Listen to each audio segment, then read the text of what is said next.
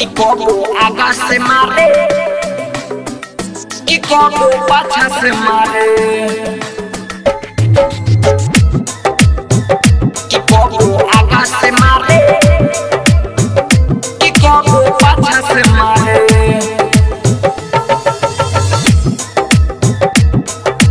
DJ Sonu Kushwaha Dhekaha बाजार मोतिहारी।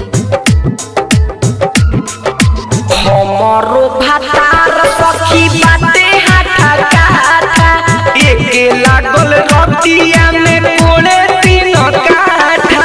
हम जाई हाथी सखी ऊ नहीं हारे कि कबो आगा से मारे कि कबो पाछा से मारे कि कबो आगा से मारे कि कबो पाछा से मारे।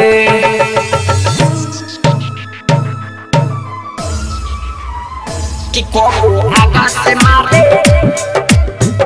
कि कबो पाछा से मारे। Mix by Satrang digital recording studio. कि कबो आगा से मारे कि कबो पाछा से मारे।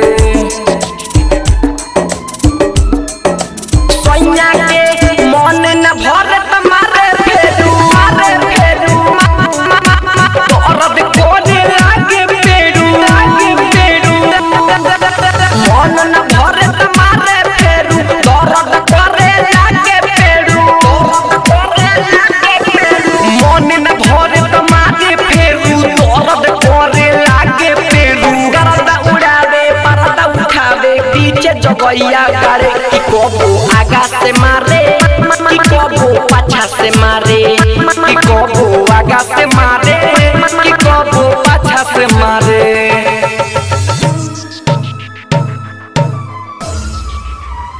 कि कबो आगा से मारे कि कबो पाछा से मारे। Mix by Satrang digital recording studio. कि कबो आगा से मारे कि कबो पाछा से मारे।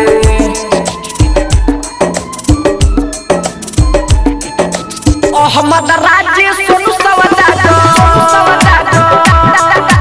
मारे तो कोरे समान खड़ा फोन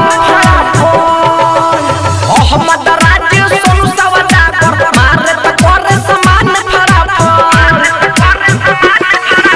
अहमद राज्य सोनू सवदादो मारे तो कोरे समान खड़ा फोन। प्रकाश जितेंद्र जी तू बीच जगहिया फारे कि कबो आगा से मारे कि कबो पाछा से मारे कि कबो आगा से मारे कि कबो पाछा से मारे। Mix by Satrang digital recording.